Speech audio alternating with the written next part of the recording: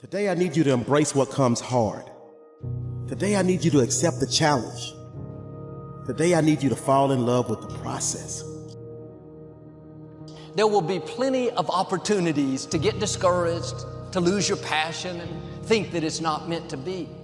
But if you're going to reach your destiny, you have to have a made-up mind. If you give up after the first time or the 5th time or the 30th time, what that really means is you didn't want it bad enough. There should be something you're believing for that you are relentless. You are not moved by how impossible it looks. You're not discouraged by how long it's taking. You don't give up because people told you no. Your attitude is, if I have to believe my whole life, I am not going to stop believing. I am not going to take no for an answer. I'm not going to settle for mediocrity. I'm going to keep pursuing what was in my heart. And ask ourselves, what do I really want? What do I really want?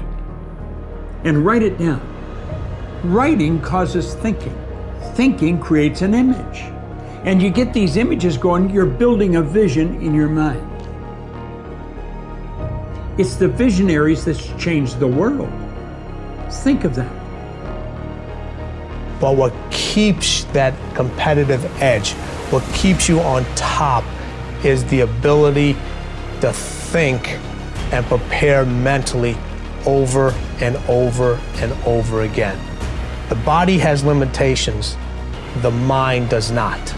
We focus so much on what goes on from the neck down that we forget it all starts from here. Everything starts from here. If you're not mentally ready, you're never really physically prepared. And that's where the preparation starts. What would your life be like as you look toward the future if you decided, I'm not going to allow my fears to stop me? And I'm saying to you, whatever you got to do it, because if you don't, life is going to whoop you until you surrender. So when you're young and you make mistakes, don't let them eat you up. Because everybody that done made it, made it. You got to fail in order to win. Hey, look, man, to understand how to hit the game-winning shot, you got to miss the game-winning shot. You know, you got to be tough because the road to success is always under construction. It's never a clear path to success. The people who become successful are the people who have a relentless attitude. And you just got to hang in there through the bad breaks, because the bad breaks is coming, but they usually come right before the big break is about to happen. You get a series of bad breaks and it stumbles up a lot of people. My life and my success is to say to anyone, you can stumble, you can fall, you can get back up again.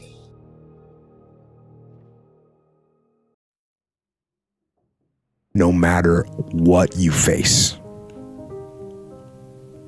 no matter how bad it is going to be, when there is a challenge,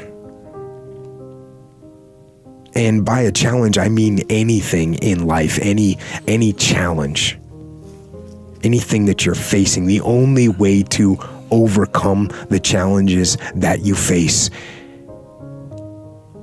is to start walking. Take that step every day, no matter what you are facing. Get up and start walking.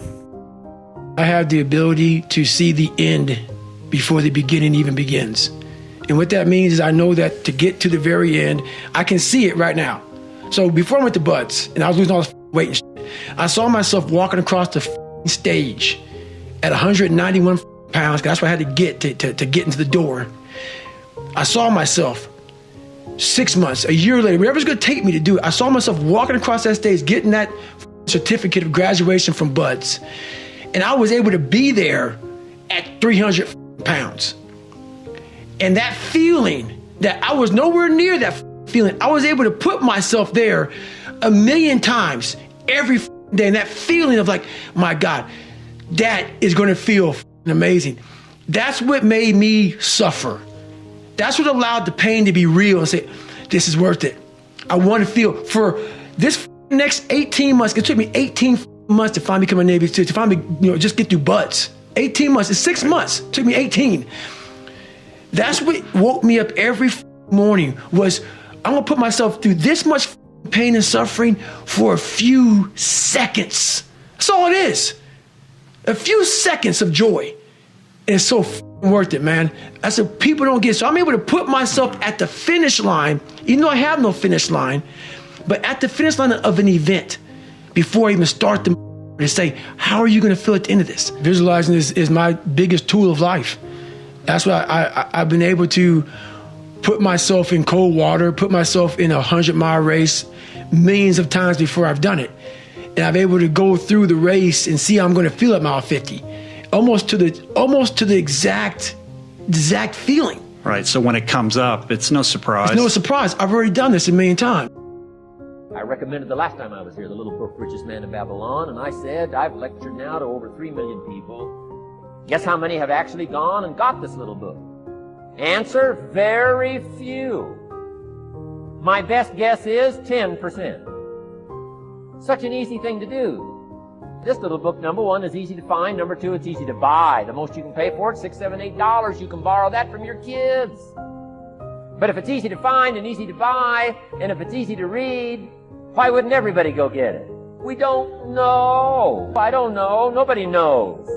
Here's how profound it is. Some do and some don't. Now here's the numbers. About 10% do. We don't know the mystery of that. And I'm telling you, 10 years from now, those numbers will still be the same. The numbers don't change. Only the faces change. I used to belong to the 90% who couldn't be bothered even if it was easy. How many people have a library card? Answer, 3%. 97% couldn't be bothered. Guy specializes in happy hour, but he doesn't have a card. And now readily and quickly blames the government and blames his company and blames the pay scale. Here's my advice to you today. Walk away from the 97%. Don't talk like they talk. Don't go where they go. Don't act like they act. Don't specialize in what they specialize in. Throw away the blame list they cling to. You got to be consciously conscious today because your environment can hypnotize, mesmerize, and paralyze you. The other thing is, take full responsibility for your life.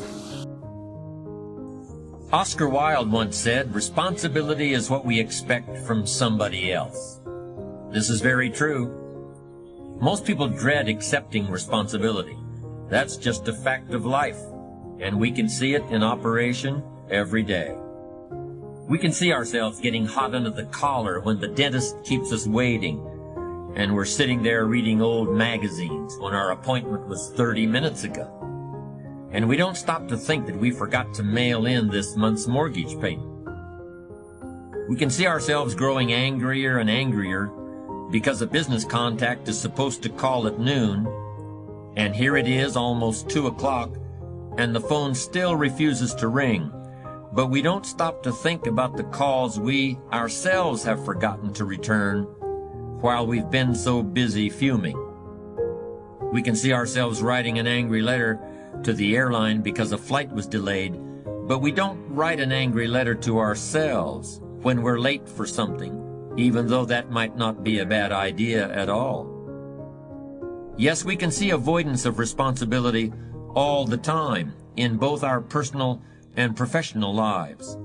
And here's something else we can see just as often. We can see that most people aren't as successful as they wish they were. Do you see there's a connection between these two very common phenomena?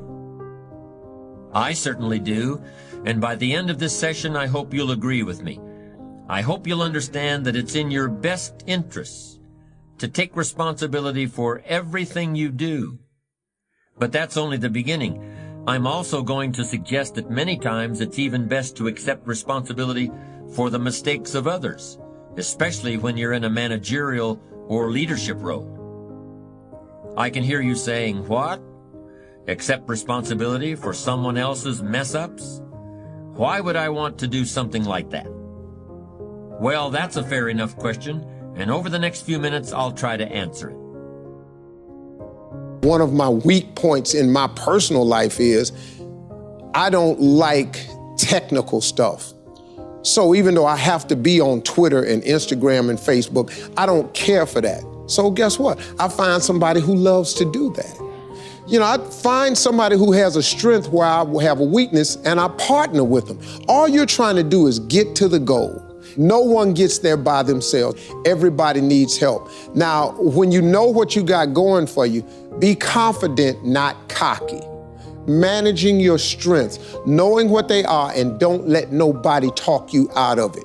And that gets you fight ready. You get fight ready like that. You got to know you. Helps you develop your skills. All the while, you're developing your strength. You just got to keep developing the strength. Don't let anybody talk you. At the same time, you must work on improving your weaknesses.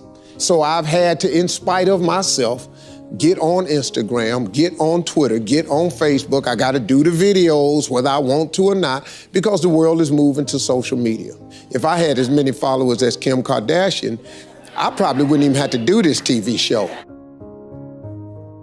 During the years when professional basketball was just beginning to become really popular, Bill Russell, who played center for the Boston Celtics, was one of the greatest players in the pro league. He was especially known for his rebounding and his defensive skills.